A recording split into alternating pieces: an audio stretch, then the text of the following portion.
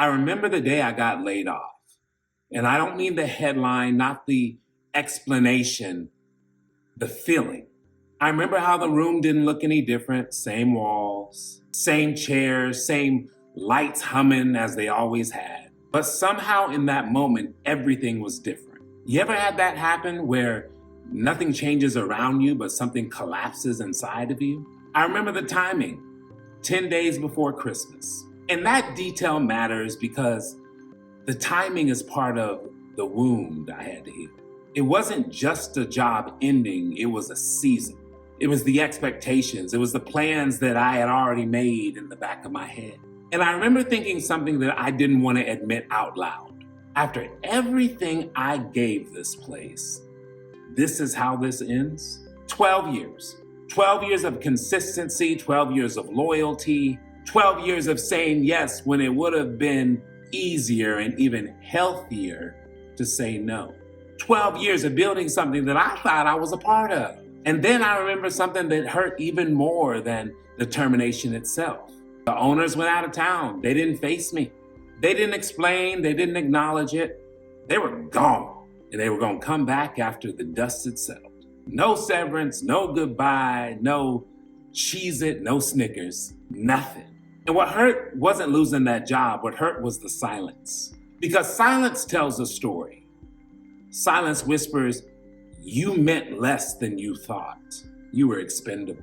You didn't matter as much. And that's when the aftershock begins. That was 2 years ago on this day.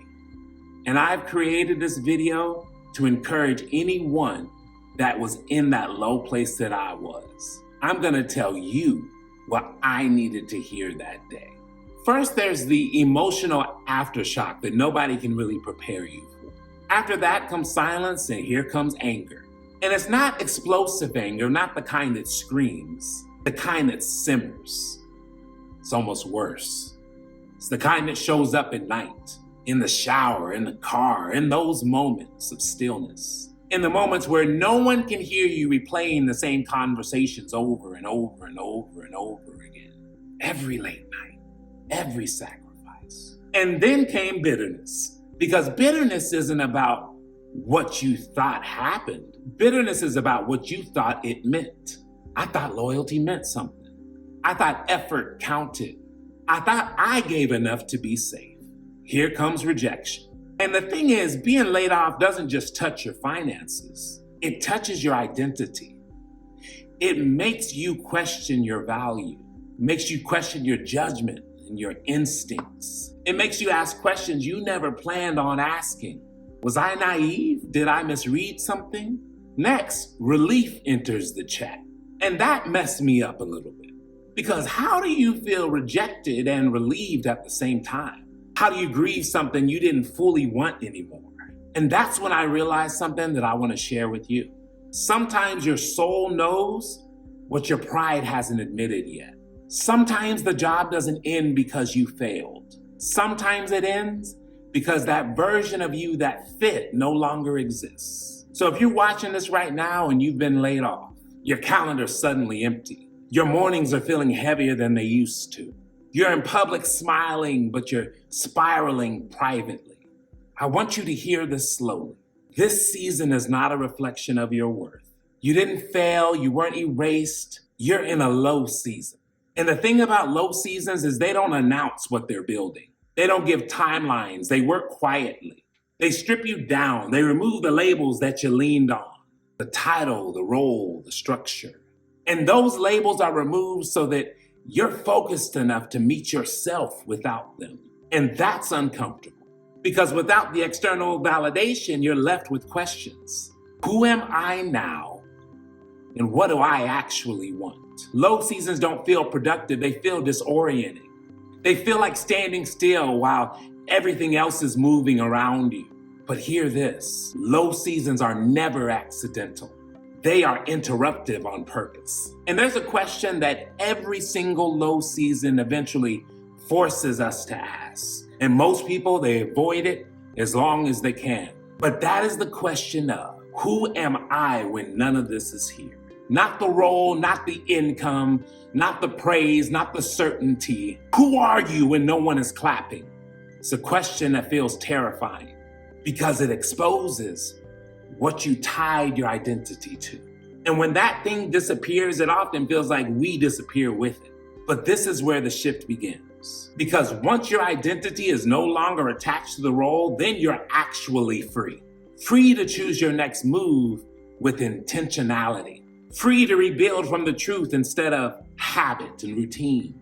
Low seasons teach you how to stand without applause. They teach you how to trust without guarantees. And that's not punishment.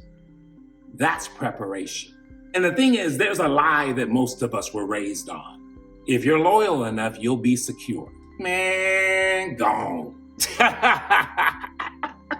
But even if you're secure, stability is not the same as alignment. Security is not the same as fulfillment. And comfort is not the same as growth. But what feels like rejection today often turns out to be release. Release from environments that capture growth. Released from the future that looked safe but felt empty. Being laid off didn't end you. It interrupted a path that wasn't meant to be permanent. And the interruption is often the only way that growth gets our attention. But there was a moment for me, not a dramatic breakthrough, just a quiet realization. I wasn't grieving the job, I was grieving the identity that I had built around it. And once I saw that, everything changed. Because I realized something important. No one took my future from me. They just stopped choosing it for me. And that's when real ownership begins. Not when things feel clear, but when you stop waiting for permission to be who you already know that you are. And one day, maybe not today, but one day, you'll look back on this moment and realize it wasn't the moment you were pushed out. Conversely, it was the moment you were pushed forward. Your job ended, your purpose didn't. Your routine collapsed, your calling didn't. The season is not wasting you, it's widening you. It's teaching you discernment, it's strengthening your voice. And when you stand again, and baby, you will stand again, you'll stand differently, with more clarity and more conviction, with more ownership over your life than you've ever had before. So if you've been laid off, here's what I want you to do. Don't rush this season, but don't retreat from it either. Let it teach you. Let it strip away what was never yours to carry in the first place. And before you move on from this video, ask yourself the question, what did this season remove that I secretly relied on? Sit with that, because the answer is the doorway to your next level. If this message met you where you are, stay connected with me. This channel exists exactly for these seasons, for all seasons, but particularly when life strips things away so you can finally rebuild on truth. Your high season is coming, and this low one is preparing you for it. Always remember that growth is a journey. It's not a destination. I'm in it with you, and I'll see you on the next one.